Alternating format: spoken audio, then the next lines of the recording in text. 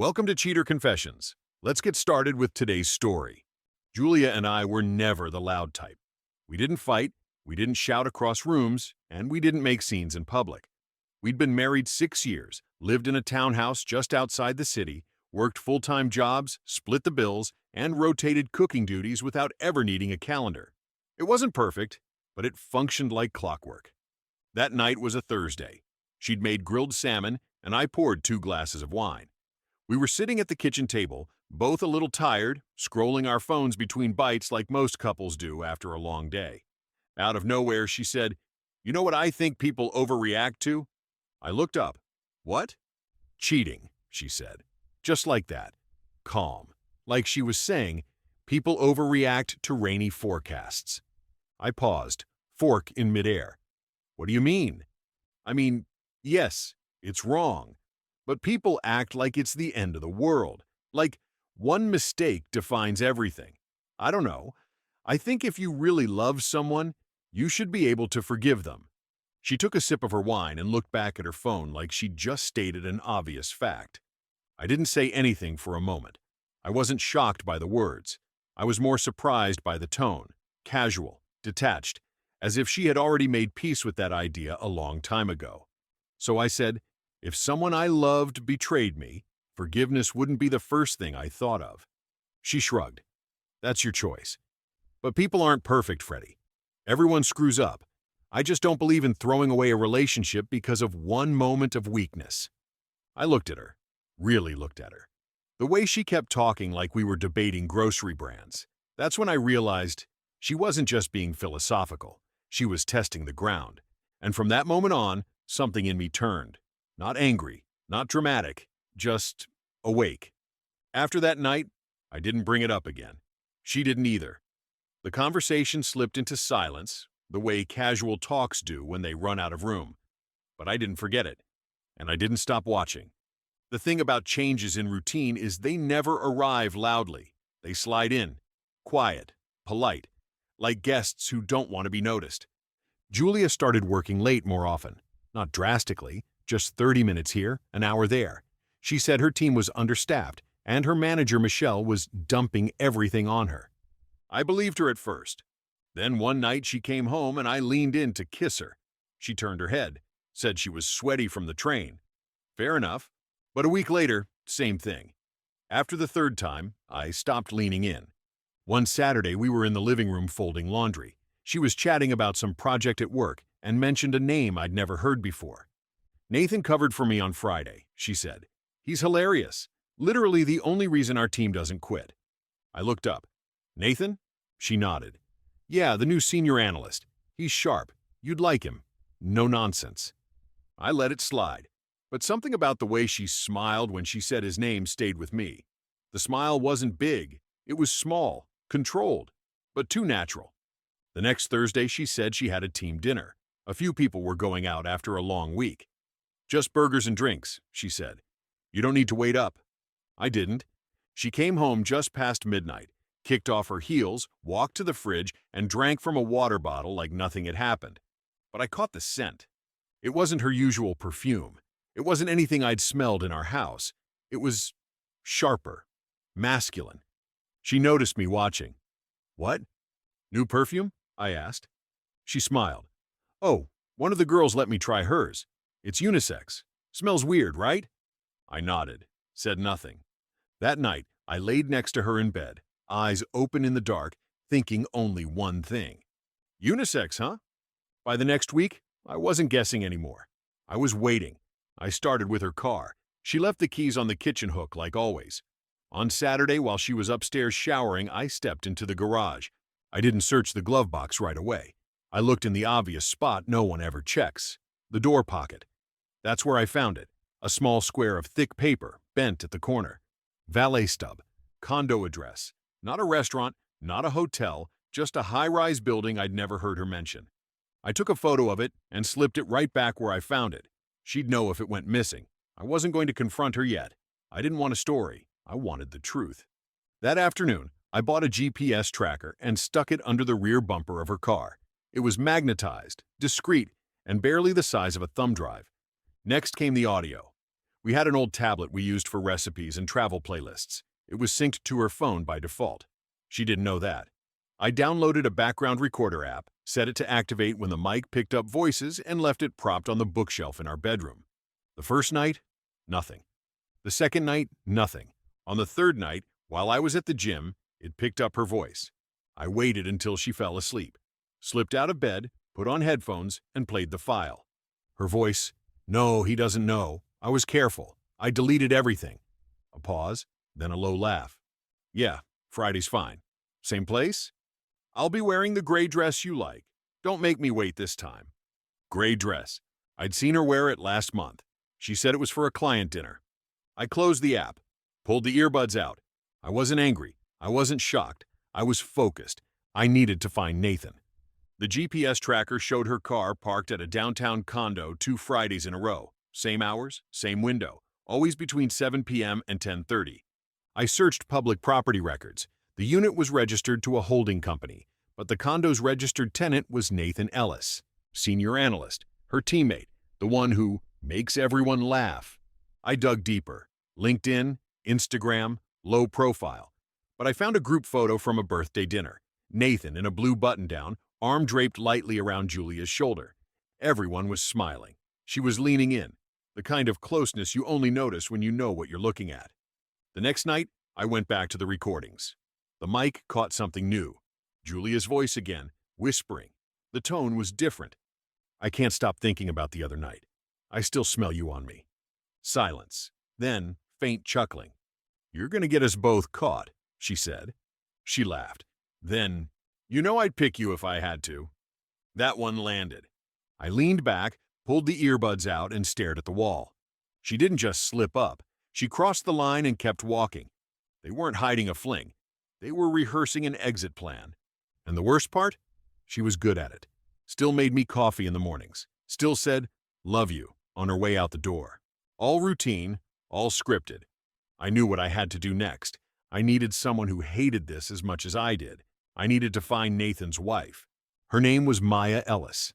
I found her through a tagged photo on Nathan's profile. She wasn't public, but she had a business page. Freelance interior design, classy branding, direct contact form. I used the number listed and sent one message. "Hi, I'm Freddie Harper. I think we need to talk. It's about Julia and Nathan." 10 minutes later, she responded. "I know who you are. Where?" We met the next day at a small cafe west of downtown. She showed up early, already seated, no makeup, hair pulled back. "I appreciate you coming," I said. She looked straight at me. "I already know. I just didn't have the right person to confirm it until now." No small talk, no drama, just two people sitting across from each other with matching wounds. She slid a phone across the table, gallery open, screenshots of text messages. "You wore that gray dress again. Couldn't keep my hands off," he said. "You're a bad influence." "But I like it," she replied. "Tell your husband anything?" "Just that I was working late. He believed it, of course." "Jesus," I muttered. Maya tapped the screen again, opened another photo. This time, it was Julia and Nathan, outside what looked like a condo lobby. He had his hand on her lower back, casual, territorial. "Last Friday," Maya said. "I followed him." I nodded slowly. "Same time, my GPS had her car there." We sat in silence for a minute. Then Maya said, "I've already spoken to a lawyer. I just wanted concrete proof before I moved forward. This is more than enough." She handed me a small folder. "Photos, timestamps, texts. Use whatever you need. I'm not here to make a scene. I'm here to finish it." I looked at her and said, "Same." We agreed to keep communication open, just in case. But we wouldn't let them know what we knew. Not yet. Let them think the lie was still working. I waited 3 more days, not because I needed more proof. I already had more than enough, but because I wanted to be calm when I did it. Cold calm. The kind that keeps you in control. Julia came home around 6:45 that evening. "Hey," she said casually. "Traffic was hell. I'm starving. Want to order something?" I was sitting at the kitchen table. The tablet was in front of me, folder from Maya on the side. "We need to talk," I said. Her smile dropped halfway. She hesitated, then slid off her shoes and walked in slowly. "Okay, what's going on?" I tapped the folder. "I know about Nathan." Silence. She blinked. What? I know about the condo, the messages, the nights you said you were working, the gray dress. She stared at me like she was trying to decide between fight or flight. Freddie, whatever this is, you're misunderstanding something. I turned the tablet toward her, played the audio. Her voice, not if we're careful. Then I opened the folder, showed her the photo, her and Nathan, outside the condo. His hand was on her back. Her smile was wide open. She sat down slowly, shoulders dropped. The lie couldn't hold any more. She didn't cry, not yet. I didn't plan for it to happen, she said. It started as venting. He listened. You were always so distracted. I didn't say anything. He made me feel seen, she continued. And yeah, it got out of hand. But it wasn't serious. I looked her in the eye. He's married. That's serious enough for you? She flinched at that. Finally, tears. The convenient kind. I was going to end it. I swear, Stop, I said. Don't sell me the cleanup version. I know everything. She tried to reach across the table. I pulled my arm back. I'm packing tonight, I said. Don't follow me. She stood there in the hallway as I walked into the bedroom and zipped a bag. The silence between us wasn't heavy. It was done. I checked into a small furnished apartment 2 neighborhoods over. Simple place, quiet halls, no one asking questions. Julia messaged that same night. First just, please, can we talk? Then, I'm sorry, I don't want to lose you. I didn't respond. The next morning I blocked her number. I sent a message to my office letting them know I'd be working remotely for a few days.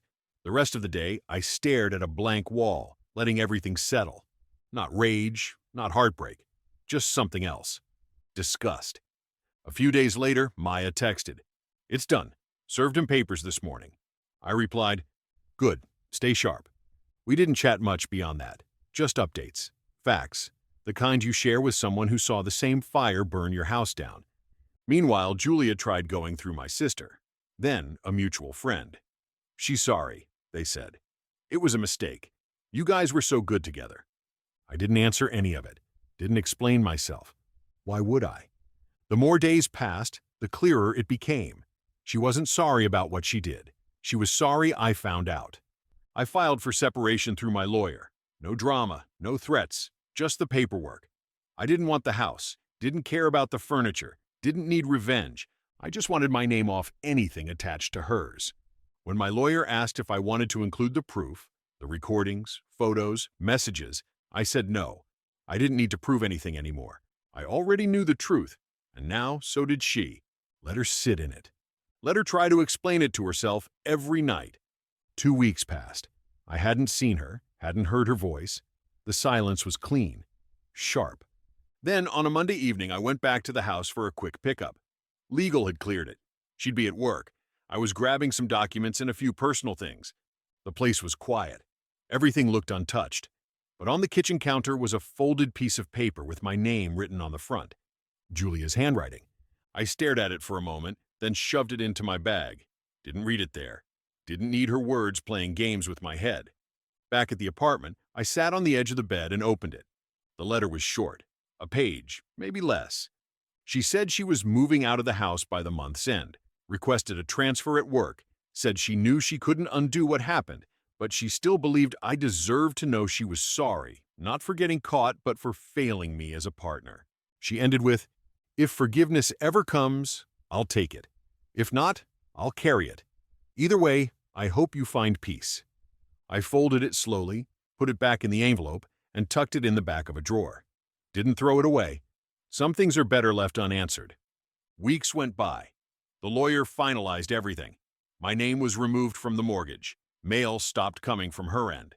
One Sunday morning, I sat at the same park where Julia and I used to go early in our relationship. I remembered the first time we came here. She clung to my arm because she was afraid of walking near the dark pond trail. She called me her safe place. I believed her then. Now I sat on a bench alone, and I realized something. I never really lost her. She was gone long before I opened that envelope, long before the recordings. What I lost was the version of her I chose to believe in. That version? That's the one I buried. The truth is, love isn't enough. Trust is what keeps it alive. And when trust dies, you either leave or rot with it. I chose to leave. And for the first time in months, I finally felt clean. Thank you for watching.